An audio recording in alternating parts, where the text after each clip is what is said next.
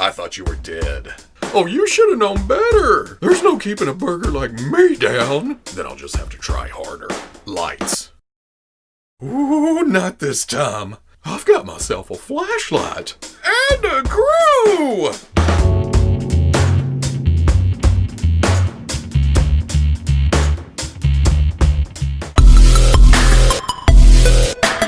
Okay, people, welcome back to another Fwoosh review. Fwoosh review. Today, let's take a look at the Medicom MAFEX The Dark Knight Returns Batman. Now, I know this is coming in a little bit late.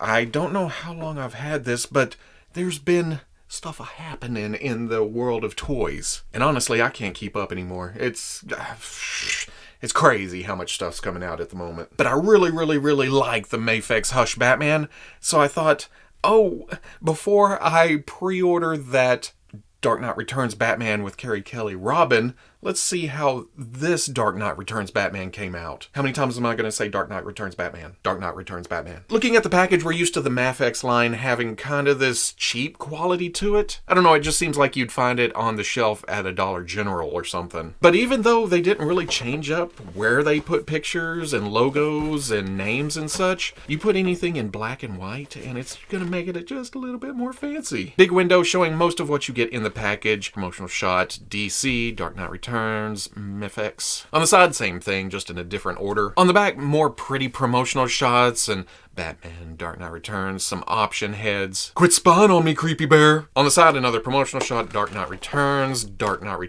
just simply, I don't know, I just really like it. On the bottom, warning, says, don't put them in your mouth. More warnings, and that unpiratable hologram sticker. But let's get this open and see what's going on here. Get my bat knife out here.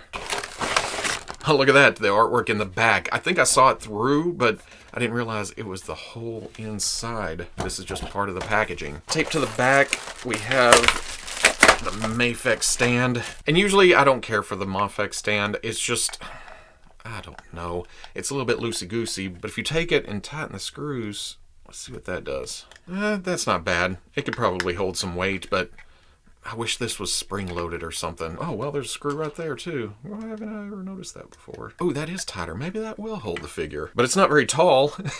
It may hold him up a couple of inches off the ground. I'm used to MAFEX having a lot of stuff in the package, so this seems a little stripped down. But you know what? At the same time, how many damn batarangs are in there? No, come back. And getting it out of the package, messing around with it for a little bit, there's some ups, there's some downs, like most MAFEX figures. But I have to say, this is a fantastic chunky piece of plastic. Or mini pieces of plastic with some cloth and such. You know what I mean. The body shape, of course, it's that older Batman. He's thicker, he's still muscled all to hell, but there's some bulk to it. There's some thickness. It may not be perfectly matched to the artwork, but it evokes that storyline. A couple of concessions were made in order to make this a super articulated action figure, and I'm okay with the balance. And basically, when you look at Batman's costume, there's a simplicity to it. There's an elegance, a beauty. And this older version of Batman is no different, but Medicom came in and added all these wrinkles. It just ups the realism a bit, but there's also, I don't know how easy it is to see in the camera, there's also some sculpted texture to some of the parts. It's a little bit easier there to see, maybe inside the black. It almost looks like somebody took their thumbprint and just...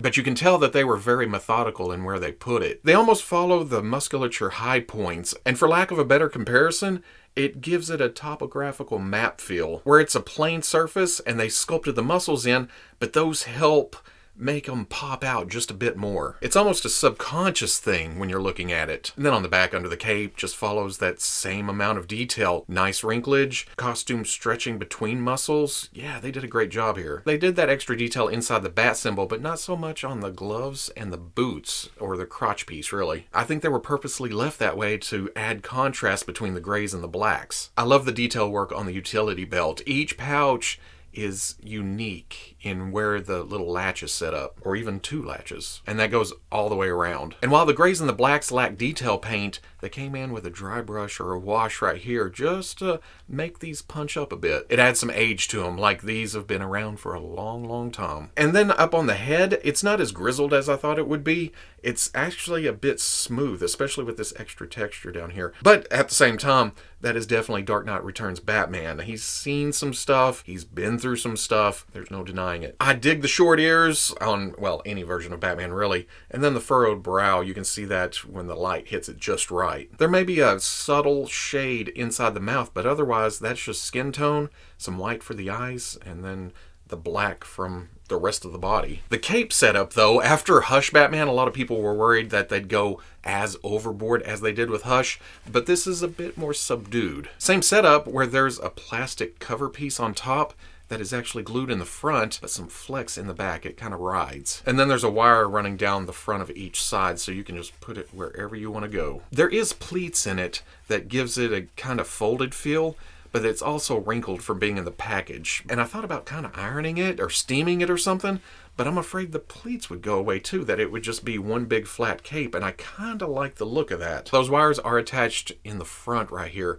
And again, with the Hush Batman, people had problems of that coming out or breaking, but I've been swooping it around and I haven't really had a problem with it. I do really like how they can lay straight down and you get that engulfed in cape look. But at the same time, you try to go over the shoulder and you get kind of bunchy right here. That's because the cape is made to hang over the shoulder like that. So when you come back, yeah, you have to kind of fold and pull. In fact, when I put the cape back and over, like Hush Batman, I sometimes put a clip right here just to hold the excess. Now, it being a MAFEX, it's not without its slight QC issues. I have some looseness to the hips. It's not so much the hips as it is the centerpiece holding it all together. There is a drop down, and if you shove the legs up inside the rubber crotch piece as far as they'll go, it eliminates that slightly. But in action poses, you're going to bring it down or bring the leg forward and back, and it gets just a bit floppy right there. And then there's also the neck peg. In most MAFEX figures, it has a crook in it. On mine, it goes to the side. I wish it was further back, but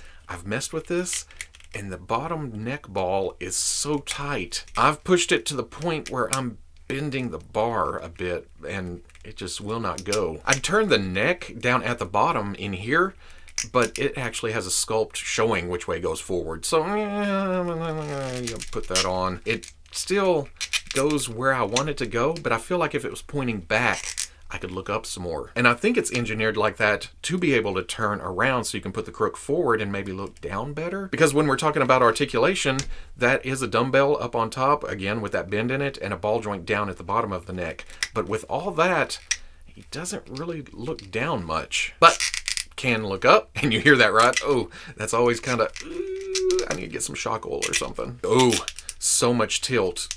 Creaky tilt, but so much tilt. And then swivel. The shoulders are also, what is that in there? There's some, it acts like a dumbbell joint coming out with a cover over it. So there's a little forward and back. It runs into the pec joint. Well, okay, I just cranked it back. But it's more meant to go up like this for more swingy poses or something. Or that thick look where he can't put his arms down to his side. But if you shift that out, you get that if you want that look. Either way, there's quite a bit of movement there. And then that hinges up to about right there. Again, the shoulder itself can get you to there. Swivels around, rotation at the bicep, double elbow.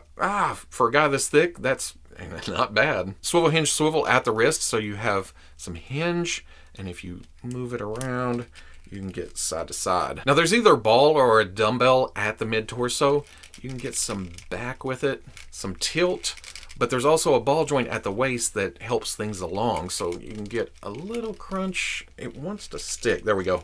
You have to kind of manipulate it. It's almost like it gets caught on the wrinkles right there. You get too crazy with it, that ball joint can pop down there. And again, getting a look at the inside right there, that's where you get a little wobbly. Legs, come back. There's a drop down at the hip going out to a ball joint, and with that, you can come forward 90, back, out. Oh, Batman can kick higher than young Spider-Man's. Shift up, again, like the waist. If you get too crazy, you can pop that hip off, but it pops right on. It's not just falling off. Somewhere inside that assembly, you get some rotation at the hip. Double knee. Oh, he's just too thick. Not gonna make it. But like a lot of MAFEX figures, they sculpt the knee to where it looks like it doesn't break. You can see the seam lines, but it's a good transition from straight to bent. I will say, though, you can't get the leg... Well, it's straighter than the Hush Batman, but if you push down too hard and he's in a neutral position, you're going to buckle the knees. And then down at the ankle, same setup as the wrist. There's a swivel, there's a hinge, there's a swivel coming forward, but you can hinge back, hinge to the front. Forward-facing pin for rocker,